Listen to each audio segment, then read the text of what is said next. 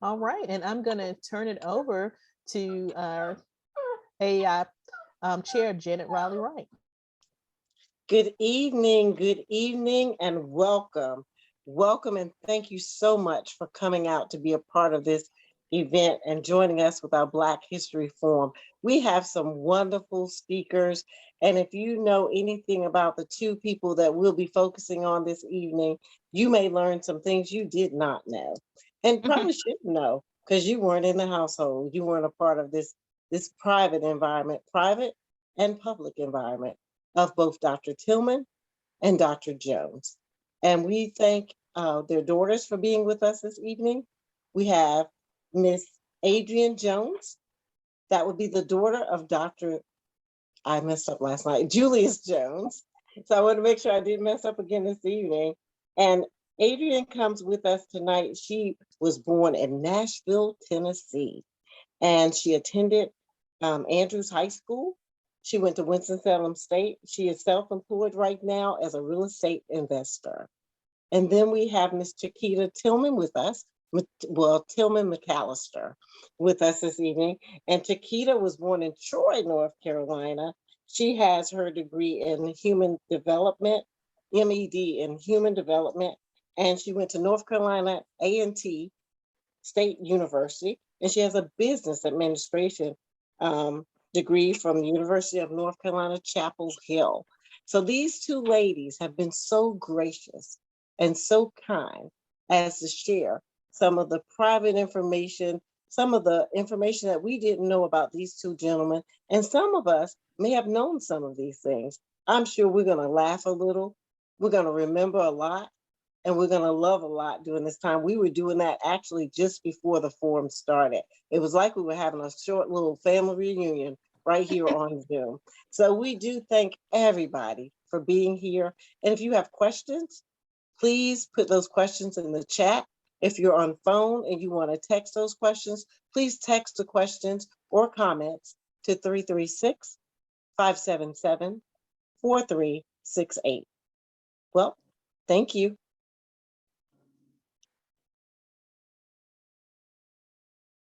Well, thank you, Janet, for sharing that with us and about our speakers for tonight. And we look forward to having you all with us and learning a little bit about some of the unknown things that we have had happen in our community. I'm going to tell you a little bit about us. We are the African American Initiative of United Way of Greater High Point. And United Way of Greater High Point is located here, right in your area. We service High Point, Archdale, Trinity, and Jamestown. So tonight we're highlighting some things in the High Point community. But AAI of the United Way of Greater High Point is a group of citizens with a connection to Greater High Point that are working to provide and to support opportunities that engage and promote growth and development in Greater High Point's African American and other minority and underserved communities. Membership in AAI is open to anyone who supports the mission. We will be talking about Dr. Tillman, Dr. Otis Tillman tonight, and Dr. Julius Jones, presented by both of their precious daughters. So we want to thank them and thank you for joining us tonight. And I'm going to turn it over to Natalie Wilson from Fox 8, who will be our moderator and host tonight.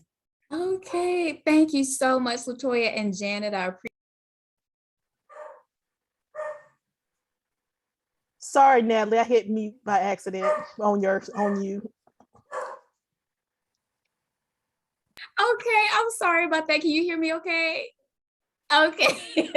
Well, Latoya and Janet, thank you so much for the invitation. I'm so excited. And Miss Tillman McAllister and Miss Jones, I really appreciate you both being here tonight. I just respect your family legacy so much. And of course, both of your fathers are known to our community, but we will never know them the way that you do. So I'm going to ask you a few questions tonight. And as Janet said, we're going to laugh, but also be informed, talking about their contributions and really what we need to bring that back to our community moving forward. So I just want to start with you sharing with us why your fathers wanted to pursue a career in medicine. And Ms. Jones, feel free to answer that question first.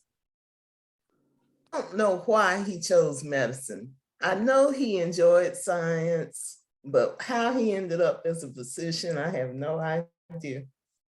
I do know that he was the first in his family to graduate college. And he used to tell a story over and over again about when he was a little boy. He was a mischievous little boy. And he had a teacher that told him that he would never amount to much. So he told that story so many times that I think that teacher probably motivated him to prove that he would amount to something more than ever expected.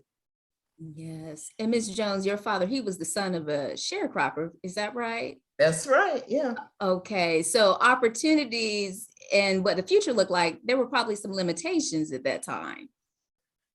Limitations, and he came from a small community, Bethel, North Carolina. I think I did a little research one time, and I think that it was probably a pretty agricultural area with a high minority population.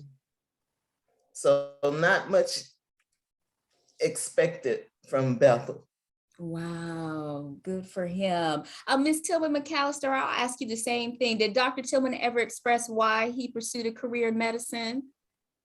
Well, I'm like Adrian, a lot of times they didn't share some of the real negative things that were going on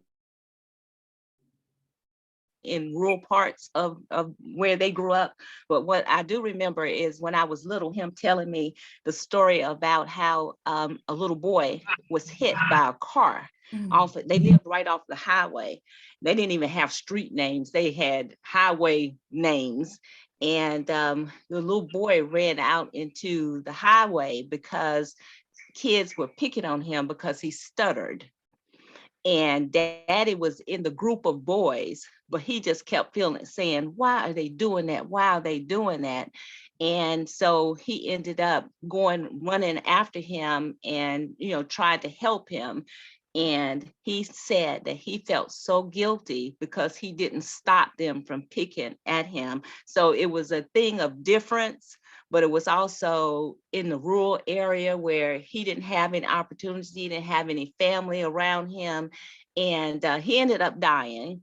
But after that, daddy said that he would spend his life trying to be a doctor or to find a way to help other people in that rural area, because it was farms and things like that. I can remember him telling me stories about trying to help people with, oh gosh, all kinds of things, tobacco and things like that. So that's what he ended up doing growing up, but he still would go to school. But then after that incident, he decided that he was not going to be a part of treating somebody differently and then they would end up dying for that. So I know that was the first story that I heard. And then of course, going on, he had a lot of different incidents, like even when he decided to go to medical school, they would not allow him to come to UNC Chapel Hill, which is where he wanted to go, and because of his color.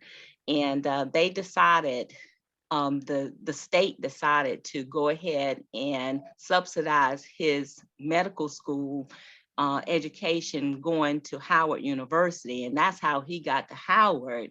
And part of his commitment was coming back to North Carolina. And that's how he ended up in High Point.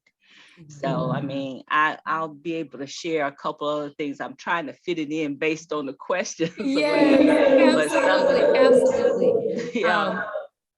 But what I think is amazing, Ms. Jones and Ms. Tillman McAllister, what you have shared is that the humility for people started at a young age for both of them. Based on how they grew up and what they observed. Ms. Jones, tell us a little bit about your father's practice and how long he was in medicine here in the Piedmont. I know that we probably got to a high point in the early to mid 60s. He attended medical school in Nashville, Tennessee, Meharry. And I'm sorry about the dog. I couldn't decide if I should put the dog out and let it bark or let it stay in and bark. And I'll put her out in a minute. But after Meharry, he did his internship at Reynolds Hospital. Then we moved to Lexington, where he practiced for a little while. And then we came to High Point. And I think we came to High Point soon after Dr. Murray Davis passed away. And he practiced up until, I guess, his last day on earth in 1993. Wow. Now, at one point, he was on East Avenue, right? Kind of near the Daniel Brooks community. Yeah, that was his final office on East Avenue, but he started out on Moon Street in the back of the Masonic Lodge on Washington Street. Wow. Then he moved his office to Dr. Davis's old office in the curve on Washington Street. And then finally he built the office on East Avenue. Okay, wow. Did he ever express why those locations were so important of trying to be accessible to people? Well, because he always said that the Black community was his people and he wanted to be accessible to them. And sometimes he wouldn't even take payment, right? Well, I think that's probably pretty common. Okay. Back then. Payment, no payment, payment in trade. If you needed medical attention, you were going to get it. Oh, that's so wonderful. Well, this is for both of you ladies, and Ms. Tillman McAllister, feel free to pick this up here. So what was it like growing up? I get the sense that your father saw patients almost like an extended family, the way they were treated. Put the dog out. Okay, yes, ma'am, Ms. Jones, feel free to come back and join us anytime. Yeah, yes. You're right. That's exactly the way it was. And in fact, what Adrian was saying before, I used to work in my daddy's office. And so I would get so angry. Not angry. Yeah, angry. Because I was like, why aren't they giving me any money? They would bring sweet potatoes. They would bring collard greens. Sometimes they would just bake stuff and then drop them off on the back porch at our house. And so, but he said, he used to always say, there's more to life than getting paid. Mm-hmm. And so, that was his way of giving back to the community as well.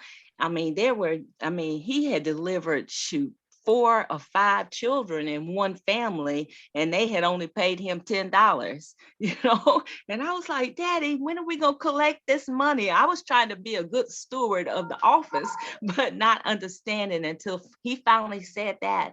And Daddy was a man of little words. He was so quiet and so humble. And so I finally got it without him sitting down and explaining it to me. And I think that has had an impact on my family's life, as well as my children and my grandchildren's lives too. But he just kept on pushing on, and he chose that part. We lived on Washington Street for the longest time when we moved from Troy. And in fact, I still own that property now. But we had a 1-bedroom apartment on top of the building, and that's where we stayed. My sister and I stayed, and then he had an office down below. So we still, hold on to that with the memory. And actually, the first place that we lived is on Hobson Street, so it's still there too. But we don't own that now. But I remember the Hobson Street house. Oh yeah. It was. Daddy helped to build that place. His daddy was a construction person. He was a bricklayer, and Daddy helped to build that place. He helped to build the office that he eventually moved into. And so he just always had this hands-on thing. In fact, I still have out in the backyard here the playhouse that he built. I remember him calling me in saying, come here, let me measure you for the door. And I'm like, measure me? And I was like, well, so that house is still out there. And so I have played in mine, Bonnie, Tammy, Chip played in there. Then I have my children that played in there, and now my grandchildren play in there. So, and they're 15 through 2. So 15, 13, 3, and 2. So all of us have had an impact, and they listen to stories about what it was like to be around Daddy. And even though he worked like crazy, because a lot of times, Adrian, as you know, oh, that's right, she stepped out. Oh, she's Okay. back. Oh, okay. But, you know, a lot of, they only had one ward in the hospital that would see Black patients. And so sometimes we didn't see Daddy for 2 and 3 days at a time. I guess he and Dr. Jones kind of switched up or whatever, but they were making sure that they had the patients had quality care in High Point, because some of the doctors just would not, they refused to see the patients. So Yes, thank Yeah, you so it much, was, Ms. McAllister. Ms. Jones, can you also share a little bit more of the challenges during that time with being a Black doctor? well, I do know that This is housing was problematic for us when we first came to High Point. We lived with 2 different families, and we lived in a duplex on Tryon Street on the south side of High Point. And I think maybe the first place we lived was on 4th Street, that in a house that's across the street from the old YMCA, with a man named Mr. Lemon. Then we lived with Mrs. Elmiker on Winley Street. Her son was a police officer. Then we moved to Tryon, and then finally we moved to the house on Rafford Street. And I found out after my father passed away that I'm not sure exactly what the situation was, but he was not able to get a mortgage to buy that house. And the people down the street from us, who actually, the wife ended up being his longtime secretary, Mrs. Boyd, the Boyds had to somehow get the loan to buy the house for us. And there was a deed in their name, which came out, we found when we were settling the estate. And Mama and I did not know about this, but the deed was in their name, and they later quit claimed the deed over to my parents. wow. Wow. So even though your fathers are contributing so much, they were still treated as second-class citizens in many ways. Absolutely, yes. Yeah. Wow. Unbelievable. Well, thank you for that, ladies. I do want to move to achievements and highlights. Ms. Tilman McAllister, your father delivering 3,000 babies during Yeah. segregation. Wow. So many projects he was involved in and successfully delivering Black conjoined twins. That's just a small highlight of so many things he did. What do you think he would say has been his greatest achievement, if he could share that with us today? Well, I would say that a lot of people, including his family, would say all of those achievements were very, very important. But he would say that it was about his family.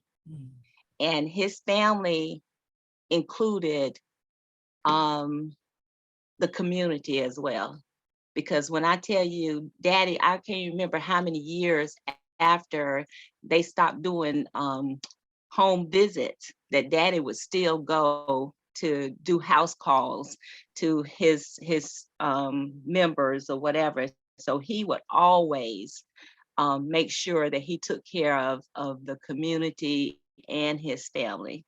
And all of that other stuff, yeah, I mean, the community, the boardsmanship, all of those things like that, he set a great model for. But if you were to ask him, he would say that it was all about family and helping us to learn. I mean, he didn't always tell us what to do, but he modeled. I can remember one time when he got arrested and was taken away in a paddy wagon, I was young, and my mother was pregnant with their fourth child. He hadn't even been born yet. And I pushed the panic button because I was still the oldest. And I was like, my mother is getting ready to go into labor. And I remember when they handcuffed him and put him in the paddy wagon, and he looked at me and he said, just take care of everybody. And when I tell you, if you ask me some of the things that I carried on with me to this day, it was taking care of everybody else. And he modeled that. He didn't have to say it. He just he just kind of mouthed it to me.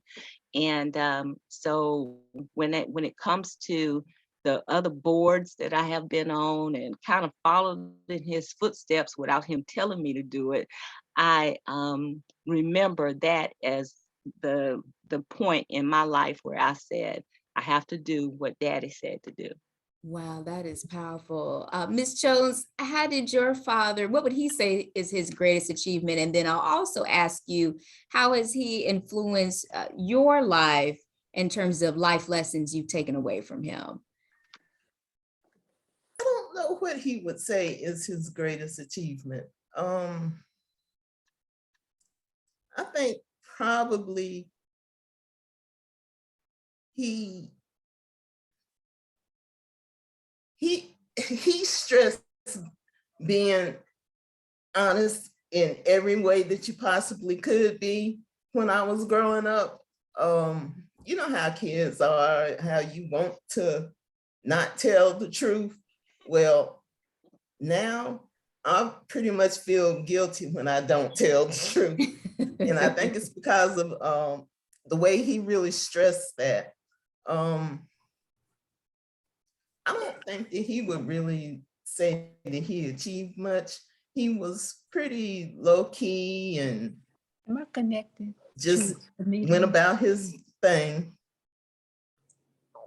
That's kind of the way both of them were.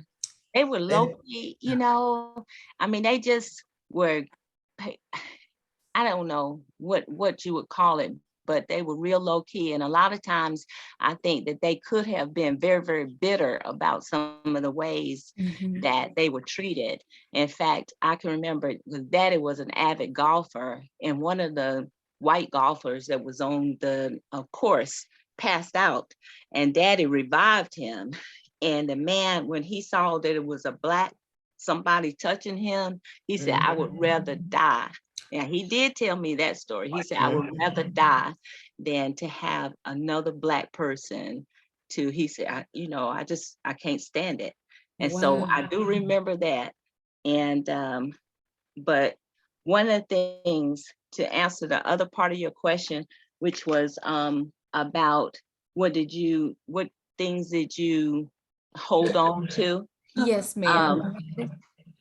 He always told me, he said, you are not grown until you know how to communicate, how to apologize, be truthful, and accept accountability without blaming someone else.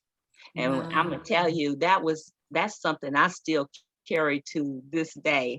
And I might extract certain things, especially with my grandchildren, but it's so important for you to carry that message on. Yes, that is so true. Well, ladies, I do want to get in one more question, and then I want to allow our audience to ask some questions. So one thing I do want to ask is kind of where we are today. I was looking at statistics, and only 5% of physicians are Black. You talk to a lot of people I've interviewed tell me it's hard finding a doctor they can relate to, they feel comfortable with, or a doctor who even looks like them. Your fathers were able to accomplish so much with so little. They didn't have unlimited access to education and resources like we do today. So what do you think has been lost between the 50s, 60s, and now 2022? And it feels like we haven't really made a lot of progress. And I agree with you on that. I do remember after Daddy published his book of Physicians' Prayers and Meditations, that the people over at Baptist found out that, the content of it. And so they started asking him to come over and talk to the residents. And at first it started out being with the Black residents, because it's like, we need help with helping them to get their feet wet and that kind of thing. But now it has evolved into, in fact, I started going over there myself, speaking on his behalf, to talk to other residents. I mean, all residents, to just talk to them about what are the skills and the resources you need. And it was like they were so hungry for that, because a lot of times in medical school, they don't teach you how to communicate. And that was the biggest void in not only them, but with, all of the residents, because they just don't know how. It's just not a skill. They teaching so much about the theory and the practice, but not the communication and that kind of thing. So I think that's part of it. And because those are resources, I mean, those are skills that you definitely need in order to be. In fact, I've been over to Baptist myself and said, why don't these people know how to talk to, families, how to talk to patients and that kind of thing, regardless as to what their color is. Wow, thank you for that. Ms. Jones, do you have any thoughts on that as well, in terms of what are we missing today in terms of more visibility of Black doctors and just patient care in general? I think that the practice of medicine has really changed from back in the 50s, 60s, and 70s. Dr. Tillman and my daddy, they had to do everything. They delivered babies, they treated babies, they treated the parents, they treated the grandparents. They had to make the calls, and they had to give the bad news and the good news. And it's not like that now. No computers back then. Today, everything is computerized, everything is compartmentalized. You go to a different doctor for different parts of the body. And I think that probably medical school is different. Back in my daddy's day and Dr. Tillman's day, there was Howard, there was Meharry. I don't think there was no more house yet. That was where you went if you wanted to be a physician and you were of the African American community. Yes. And I do want to go back to that point of not being bitter. What kept your fathers focused, even when they could have been upset? What kept them motivated just to keep their eyes on doing what they were called to do? Well, I know my daddy, he truly enjoyed his job. He got up in the morning and he looked forward to going to work. He always said that he would never retire, that he would die on his way to work. And that's actually what happened. So he enjoyed his job. He enjoyed, even though it was high stress, he found ways to relax. And I know Dr. Tillman did too. And I don't think that he regretted 1 minute. Wow. I would agree with that too. And I think, like you said, Adrian, that they had different ways to kind of work their ways through it. I mean, I know Daddy hunted. I mean, I think I stuck a picture in there of him and his rabbits, and he went deer hunting, and then he played golf.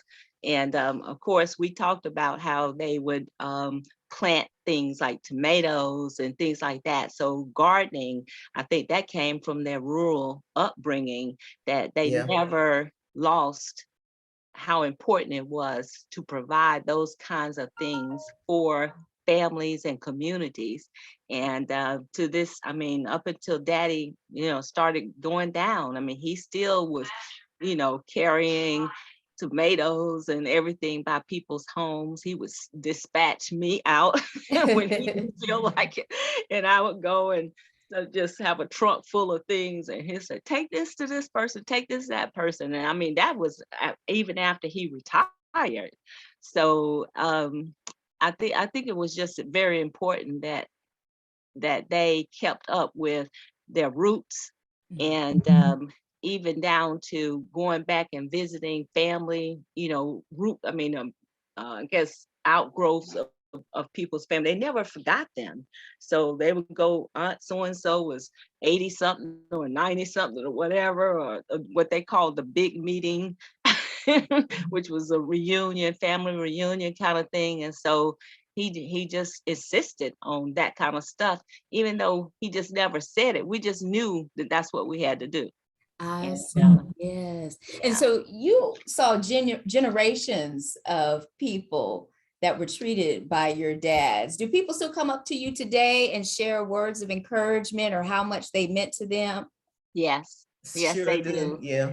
And I still will go ahead and fake it and say, "Oh, I know who you are," because I always knew. In fact, when I would take my kids to the grocery store or places like that, then they would say, "Mama, is this gonna be a long grocery store visit, or is this gonna be?" I can't Keita, tell you, but if it's somebody in there that I know that recognizes me, I'm gonna speak to everybody now.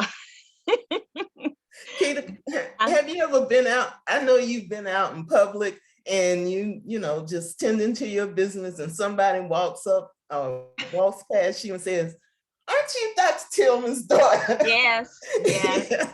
I do. I still do. I mean, it depends on where I am. What Yeah. actually doesn't depend. That's why I tell my kids, just go ahead and speak to everybody, because we don't want. This was before mom and daddy left, but you don't want them to go back and tell me or mama and daddy that you didn't speak to them. So I mean, it was just a common practice. Yeah.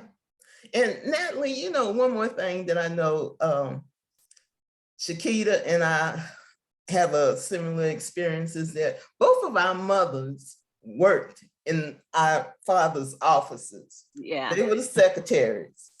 And both of our mothers were in education and had the opportunity to pursue their own careers, but they supported their husbands in their practice. Yeah. Now that's the truth. I mean, mama was more in charge than daddy was. Yeah. even though, believe it or not, until we were able to get a wash and dryer after work, daddy would take the diapers and go to the laundromat and, wash the diapers and everything for mama. So, I mean, it was such a good partnership for them to support each other in all of their endeavors. And so they always reached out to the community. Like someday, I'm gonna give you a real quick example. I know that I told you that several days that we didn't see daddy, but when he came home, we would get in the car. It would be like a station wagon, and he would start riding around in the neighborhood. And we'll say, because we were trying to find the snowball man, so we can get snowballs.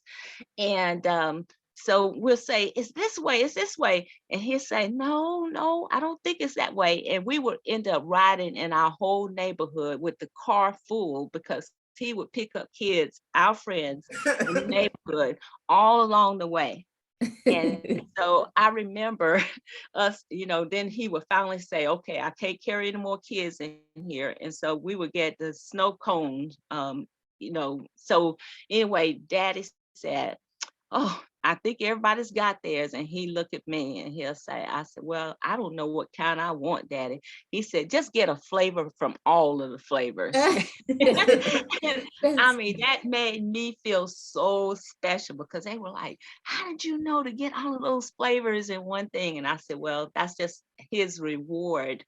So he didn't always come out and say it, but he showed me how important it was to reach out and to, help other people who were disadvantaged and that kind of thing. And so it's just another thing that I carried along with me too. Yes. And Miss Jones, thank you so much for acknowledging your mothers. Yes, they played such a huge role.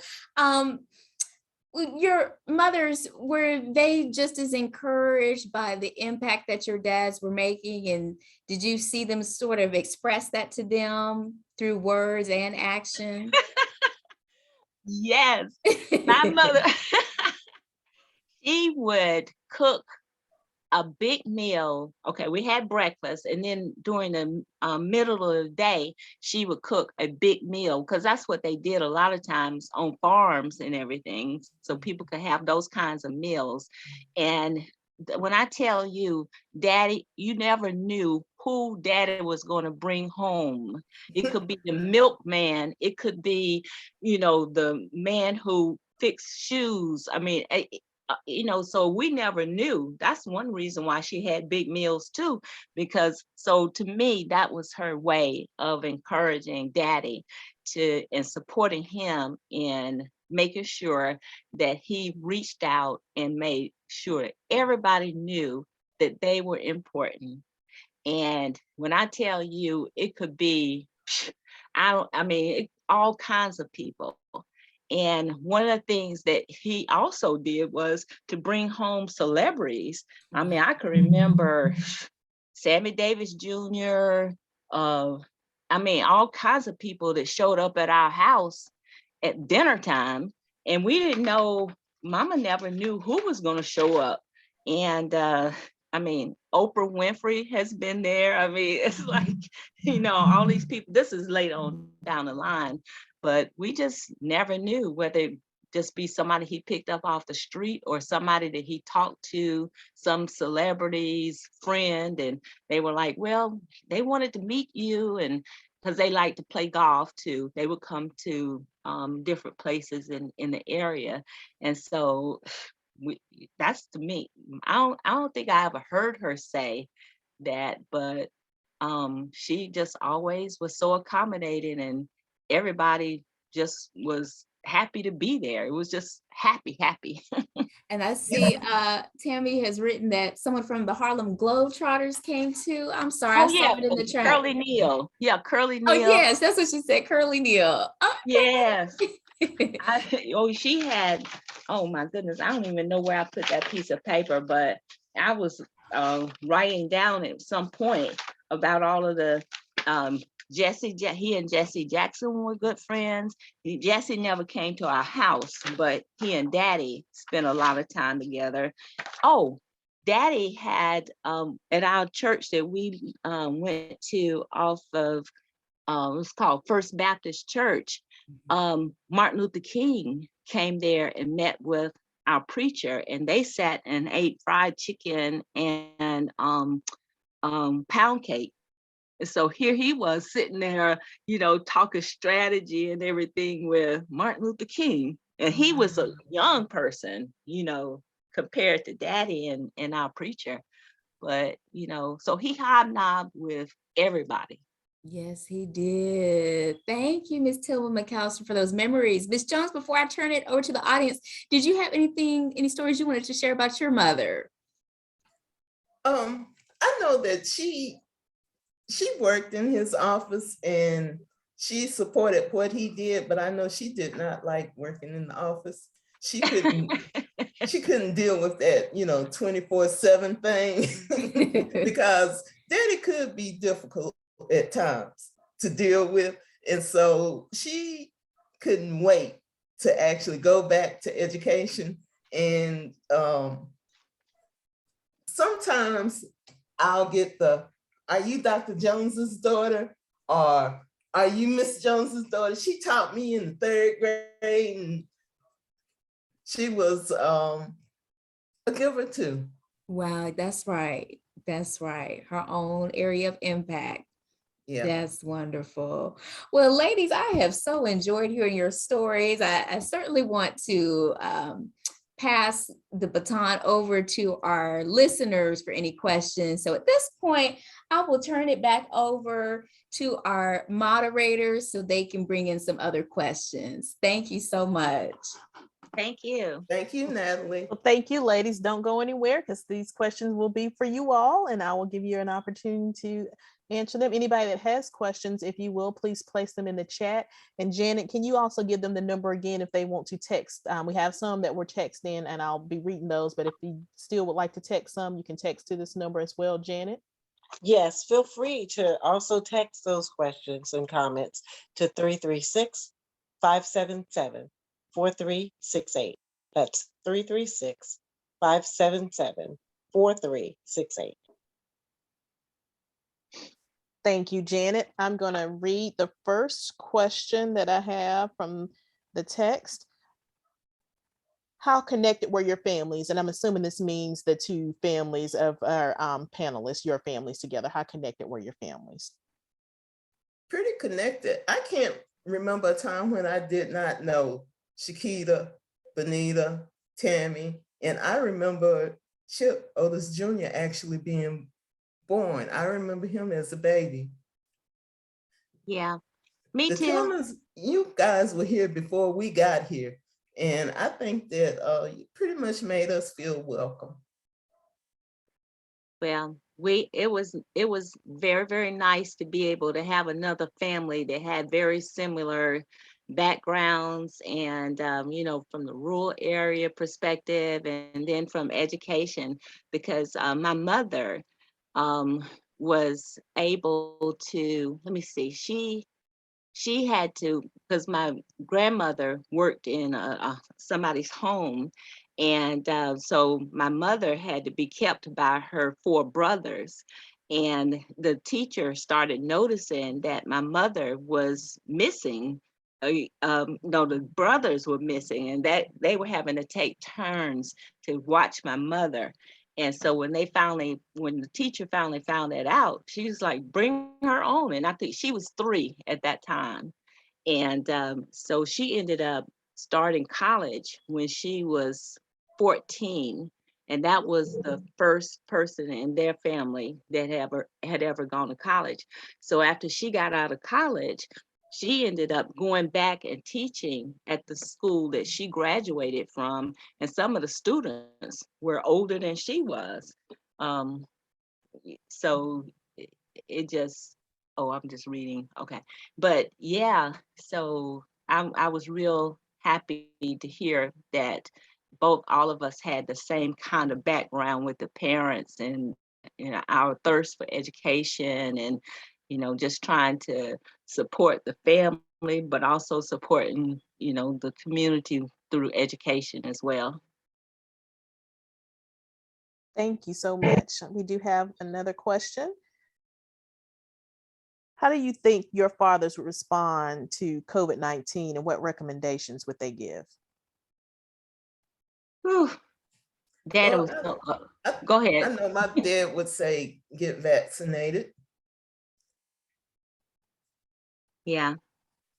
That's what I would think that Daddy would have said too, you know, rather than to let it be a racial thing or whatever. It's like everybody just needs to be taken care of. And so, yeah, I think he would have recommended that as well.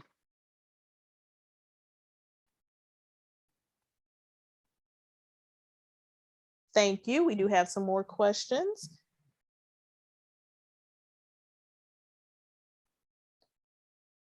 Let's see, I had something that said community involvement or engagement. I'm not sure if there's something we can share. I'm not sure if that's a question or statement, but there was something that said community involvement or engagement.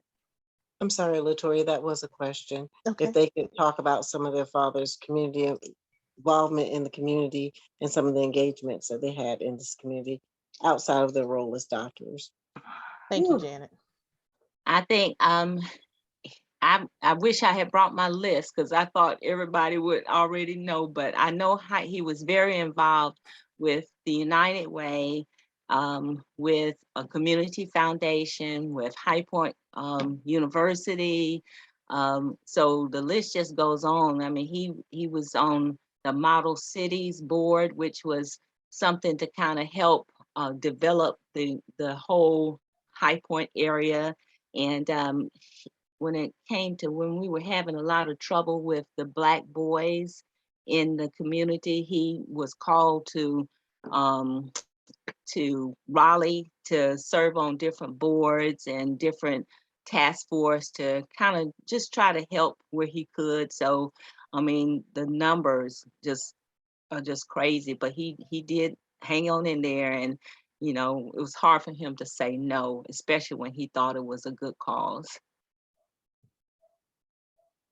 Thank you. We have a question in the chat. I'm going to try to scroll to that just a second. What message would your fathers give to young men today? Be accountable. Take care of your families. Family is first, and you know, let's find a way. And I think what he would do was to see how they could play a more active role in trying to plan and to organize how this could be made better. Because I think one of the things that Daddy used to always say, that when people lose hope, it's hard for them to move forward. And I think that in a lot of cases, um, the young boys just don't have anything to hold on to. And I know Daddy always made sure that we were active in some kind of way, whether it be with Mama helping or him helping or whatever. He would always just try to achievement. And then if you get in trouble, then it when I tell you, discipline was very, very important to him and to my mother. Yeah. So I think a lot of that's missing, the fragmented families. Um, and but he would say, you need to find a way to be accountable and find a way to make this work. And I think that one of the things that he worked on was to try to figure out how to include the young men in making the plan together. Because I think whenever you're trying to help somebody move or to be, you know, achieve some things, that you have to include them on the plan, because if not, you just can't keep going on and say you got to do this and you got to do that without them being a part of the plan. I think some of the things my dad would share with young men today is to educate yourself, to read the classics, read the newspapers, read information on investing, how to take care of your money, how to earn money, how to make yourself secure in life. Those were things that he actually stressed a lot that I was never interested in when I was growing up, but I am interested in now. And I wish I had paid more attention when he was trying to get me to pay attention. Ms. Jones, I'm going to switch back to your dad's picture, but we did have a question just to clarify which Dr. Jones was your dad. So I don't know if there's anything else you'd like to share about your dad that they can, but this is a picture for the question that we had. For this is Dr. Julius L. Jones, and anything you want to add for the person that wanted to clarify which doctor your dad was. I don't know. Was there another Dr. Jones in High Point? I'm not sure. I don't know of anyone. Both of them were general practitioners, so which means they did some of everything in High Point. So, Shakita, do you remember Dr. Wilson and yes, Dr. Morgan?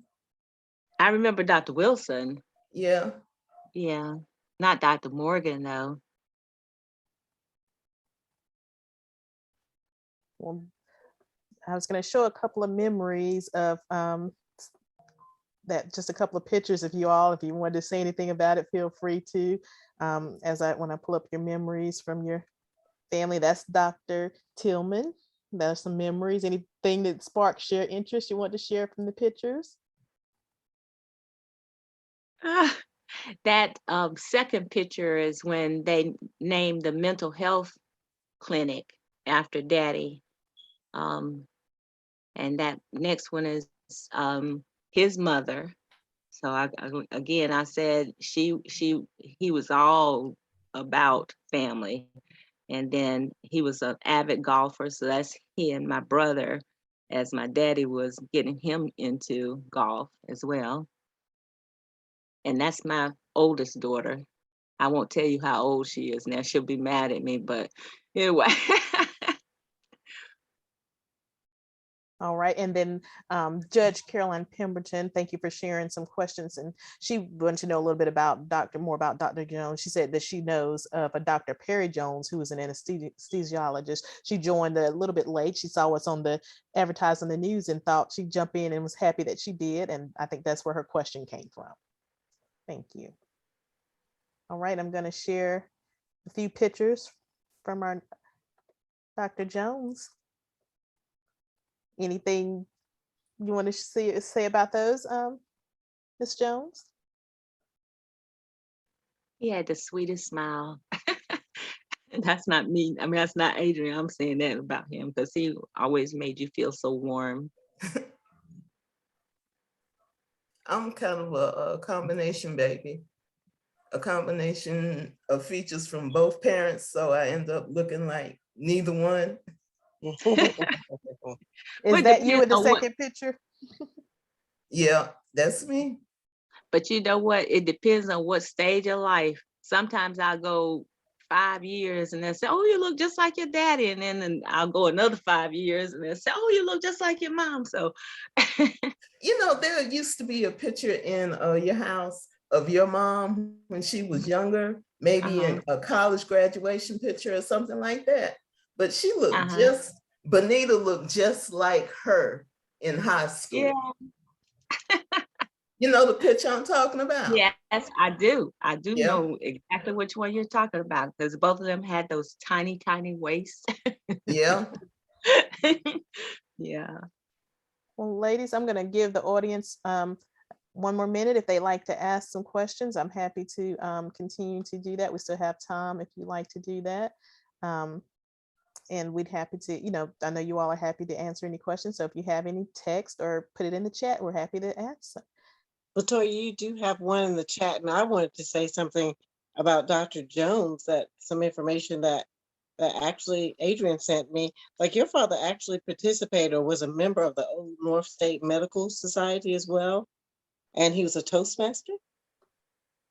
Yeah, he did Toastmasters, but I think Old North State and the National Medical Association, they were like the National Medical Association was like the African-American version of the AMA. In Old North State, I think that was North Carolina Medical Association, wasn't it, Keita? Old North State still exists today. Yeah. I remember they had to do continuing education, and I probably had, I was fortunate because I was the only child and it was like 4 you Tillman children. But I got to go to several conventions for the National Medical Association as a little kid, and that was fun. Yeah, we liked hanging out, didn't we? Yeah. Traveling Sure did. and stuff. Yeah. We do have it's not a question, but more of a comment in the chat that I'll read. So you all, this is from Daniel Webb. He says, I've had the privilege to serve as the pastor of Greater First United Baptist Church for both Tillman and Sister Barbara Tillman. And they were both loving, caring, and supportive people with a great love for the Lord. It is truly a blessing to hear such a personal reflection, to hear such personal reflections.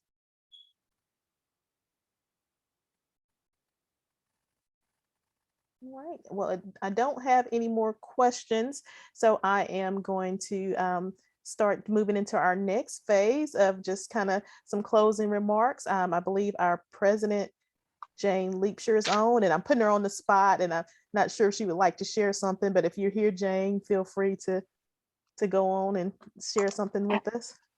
Thank you, Latoya. Absolutely. Well, ladies, it's just been such a privilege to hear your story. I am not a native of High Point, and so I'm always so excited to hear the history and your fathers were such trailblazers in this community. And so thank you. Thank you so much for sharing this rich history. And just like me, you both miss your daddies terribly, and they had a huge impact on your lives. And clearly they did a wonderful job with both of you. So thank you again so much. Thank you, Jane. And I do have another message in the chat, and I'd like to read this. This is from Miss Tammy Jones.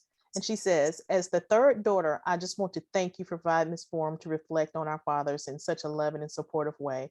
Mom and Daddy made a huge impact on the community. Sorry, my little scroller went down too far. Sorry about that. See if I can find it again. Okay. Mom and Daddy made a huge impact on the community. It was such a blessing. I guess the scroller doesn't want to go there. There we go. Mom and Dad made a huge impact on the community. It was such a blessing to be their daughter. Oh. Thank you, Miss Tammy. And Latoya, we have one that's on Facebook that Wilhelmina Bozier said, whenever you went to Dr. Tillman's office, with money or without money, he treated you like you always treat you like you were somebody. Thank you, Janet, and thank you, Ms. Bozier. All right, we'll continue with our closing remarks, and I'm gonna move to Mr. Joe Barnes. And he is our Vice President of Resource Development at United Way of Greater High Point. Joe? Yes, good evening. Good evening. What a rich conversation and full of inspiration. And I'm just so excited to have known Dr. Otis Tillman the short time that I knew him. And I do apologize to Ms. Jones. I don't think that I ever had the opportunity to know your father, but Dr. Tillman was a great man and great community leader. And we were just blessed to meet him and be connected to him. I'm also here today with one of our other community leaders, and that's Mrs. Mary Lou Blakeney. And she wants to share just a quick memory of Dr. Tillman at this time. Good evening, comrades. I'm sorry I couldn't be there with you today. You okay? She said, good evening, Ms. McCallum. But it would have been awesome if I had been able to get to you today. But circumstances wouldn't let that happen. But know that when you're doing things like this, it's close to my heart. I'm always going to be somewhere up there flying around. But anyhow, Dr. Tillman was like family to me. Why? Because my dad was his first patient. He couldn't wait till he got in his office on Monday. His picture was in the paper on Sunday, and his doctor was out of town, and my aunt knew him. So she went flying over to Dr. Perry Little's house and got him and his wife. He brought Dr. Tillman to my house, and I had never seen him. What was your father's name? Johnny Andrews. He worked at Tip Top Bakery. All right. Dr. Tillman walked in our door, and I never saw a man that tall in my life before him. Really, that I'm not up close and personal. So I started teasingly calling him Dr. Tall Man. But the families became very close. We felt like they were family. They treated us like family. And as the person said 2 people ago, if you walked in that office, he treated you like you were special. Right. He was a very, very good doctor and never failed to say, what are you doing down in that nursing school? Whenever I'd come home from school just to see, he wanted to know what the kids were doing. He was a stellar person, and he loved this community, as did his wife, Barbara, and all the other kids. Hi, Chiquita. But Hi. Anybody's kids. So we do miss him. We miss her. Yes. So we're so grateful to both of you all for taking time out of your busy schedules to share such rich history and memories and personal stories about your fathers and the impact that they had on the High Point community and had on the world. So we leave this session tonight with advice from the past of to be accountable, to educate ourselves, to read, to take care of others, to speak to everybody, and to do what is right. And we just thank God and thank your fathers for their excellent work. And we appreciate you all so much for being a part of our United Way's African American Initiative and this Black History Forum tonight. And we've made history tonight by being on Zoom. And thank you for being a part of history and their legacy. Their legacy lives on in us. So we're so grateful and thank you to both of you being here. With that being said, we'll turn it back over to our moderator if she has any closing remarks, and we'll close out. Ms. Natalie Wilson, do you have any closing remarks? Yes, I just want to say I have so enjoyed this time. I've had the honor of being able to learn about this history through what I do and through the African American Initiative. Before I go, I did, if I could just get in one more question.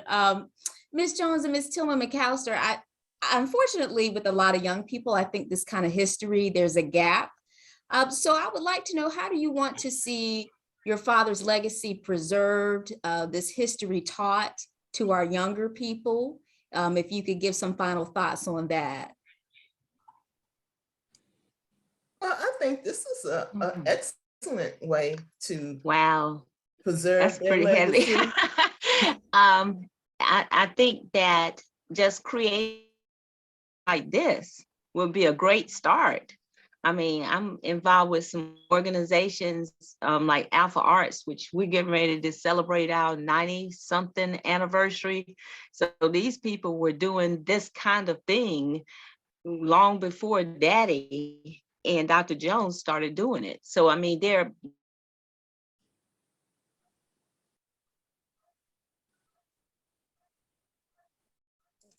think she may have just frozen. communicate and to there find we go. out what their life was like. Hey, Ms. Jones, and I'm sorry, I think you may have gotten cut off, but it sounded like you wanted to say something as well.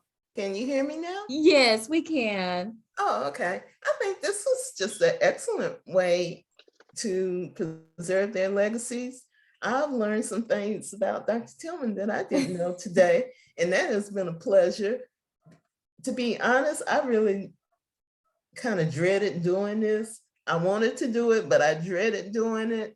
And I'm just happy that I had the opportunity to share some of the things about my dad that, you know, yeah, he was an early trailblazer in High Point, but there were those that came before him, and there will be those that come after him.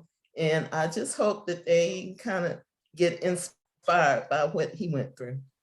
Wonderful. Well, I've been so encouraged. You all have encouraged me to dream bigger and really think about using your gifts to make a difference. So thank you so much for that. And thank you again to Janet, Latoya, and Joe for inviting me. I always learn when we have these discussions, so I appreciate it. And those are the final thoughts that I wanted to share tonight. And thank you for everybody who attended, including other family members of the doctors. Thank you. Okay, thank you. All right. Thank Bye. you, everyone. This Thank was you, a great everybody. night. Thank you so much. And A this great will be available on our Facebook page. We were live streaming. I didn't tell you all that, but we were live streaming, and we are live streaming. But thank you all. And this will be recorded and shared through our pages. So thank you so much, everybody, and have a wonderful night. Thank All you. right. All right, Well, thank you. God bless all of you. Be safe, guys. And be Good safe. night, and thank you, everyone. Thank you, Keita. Good night, Miss Jenny. Bye-bye. Good night. Good night, all. Good night, Thank you, everyone. Keita. Good night. Thank you. Good night, Pastor First Lady. Bye. All right. Thank you, Sister Rouse, for being on. Good night. Thank you,